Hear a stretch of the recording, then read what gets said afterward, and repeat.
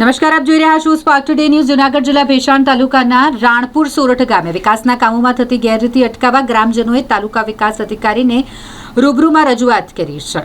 રાણપુર ગ્રામ પંચાયતમાં આવતી તમામ વિભાગની ગ્રાન્ટોમાં મોટા પાયે ભ્રષ્ટાચાર થાય તેવા આક્ષેપ ગ્રામજનોએ લગાવ્યા છે, જેમાં ભૂગર્ભ ગટર, સીસી રોડ, પેવર બ્લોક અને અન્ય કામોમાં હલકી ગુણવત્તાવાળું મટીરીયલ વાપરી જનતાના પૈસાનું પાણી થઈ રહ્યું છે। આ રીતે અન્ય જે ગ્રાન્ટ પણ મળતી હોય છે અલગ અલગ વિભાગની, તેમાં પણ ભ્રષ્ટાચાર આચરવામાં આવી રહ્યો હોય તેવા આક્ષેપો સાથે તાલુકા વિકાસ અધિકારીને ગ્રામજનો દ્વારા રજૂઆત કરવામાં આવી છે। તમારું નામ? મારું નામ સંદીપ પરસોત્તમભાઈ ઉંદાળ, ગામ રાણપુર, તાલુકો ભેસાણ, જિલ્લો જુનાગઢ।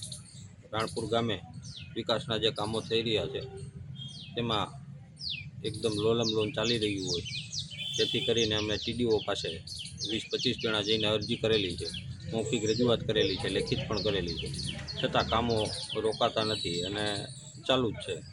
જેથી કરીને બધા જ કામો તાત્કાલિક ધોરણે રોકાવી અને યોગ્ય અધિકારી પાસે તપાસ કરાવી પછી જ કામો ચાલુ કરવા અને એના બિલના પેમેન્ટ કરવા। હાલ તમને કેવું લાગે, કેટલો ભ્રષ્ટાચાર થયો છે? હવે એ તો સાહેબ કંઈ ખબર ન પડે। હવે આમાં કેટલા થયા છે? કામો તો બહુ ઘણા થયા છે સાહેબ। વિગતવાર કંઈ કામ? વિગતવાર તો એક અમારી શેરીમાં જ ગટર લાઈનનું કામ ચાલે છે, જેમાં હાલમાં માટી ભરાઈ ગયેલી હોવા છતાં કામ ચાલુ છે। અડધા ભૂંગળા વરસાદ આવવાના કારણે માટી ભરાઈ ગયેલી છે અને 15 દિવસથી આ રોડ બંધ છે, વાહન બહાર કાઢવામાં પણ મુશ્કેલી પડે છે। અને રાણેશ્વર પાસેજી અંદાજિત 60 થી 70 લાખના કામ હાલે છે રાણપુર ગામ અંદર, ટોટલ ગટર લાઇનના, બ્લોકના, સીસી રોડના, બરાબર। જે કોઈ અધિકારી સ્થળ ઉપર મુલાકાત, એસો કે કોઈ અધિકારી એ કોઈ સ્થળની મુલાકાત નથી લીધી, બરાબર, કામ હાલે એની।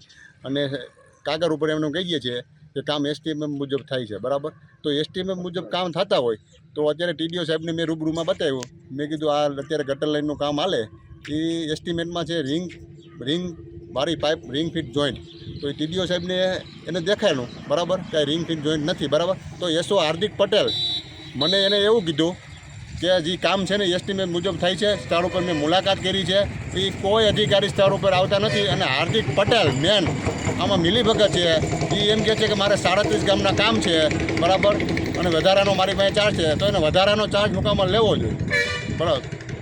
એનાથી જેટલું થાય એટલું જ કરે, વધારાનો ચાર્જ સુકામાં લેવો જોઈએ। ખાસ તમારે કેવું ને એવું થાય કે અધિકારીઓ આવતા નથી સાઈડ ઉપર? હા, અધિકારીઓ આવતા નથી અને કહીએ છીએ અમે કાગળ ઉપર કે અમે સર વિઝિટ કરી, કામ એસ્ટિમેટ મુજબ થાય છે। મેં હાર્દિક પટેલ એને મારો નંબર બ્લોક કરી દીધો, મેં એને વોટ્સઅપ કર્યો કુંડીનો માપ કરીને, એને મને એમ કીધું 600x600ની કુંડી છે, મેં એને માપીને વોટ્સઅપ કર્યો તો એને તે પછી મારો નંબર બ્લોક કરી દીધો। મેં ટીડીઓ સાહેબને રજૂઆત કરી કે આ હાર્દિક પટેલ એસો છે, એ એમ કહે છે કે હું સ્થળ ઉપર ગયો હતો, બરાબર, તો તમે આવો સ્થળ ઉપર। આજે ટીડીઓ સાહેબ આવ્યા હતા તો એ એસ્ટિમેટ મુજબ કામ નથી, તો હાર્દિક પટેલ ક્યાં આધારે એમ કહે છે કે એસ્ટિમેટ મુજબ કામ થાય છે? એટલે મારા ડીડીઓ સાહેબને વિનંતી, વિકાસ કમિશનર સાહેબને વિનંતી છે, બરાબર, કે તમે હાર્દિક પટેલને પૂછો એસોને। તો લોકોએ કોઈ કામ ચાલુ રાખ્યા છે, બંધ રાખ્યા છે? કામ ચાલુ જ છે। ટીડીઓ સાહેબે આ બધા અધિકારીઓની મિલીભગત છે, ટીડીઓ સાહેબની મિલીભગત છે, કોન્ટ્રાક્ટરની મિલીભગત છે, રાણપુર પંચાયતની મિલીભગત છે, અને એસો મેન હાર્દિક પટેલ આવતા જ નથી, પછી ક્યારેય વિઝિટ નથી કરતા એ કોઈ અધિકારી।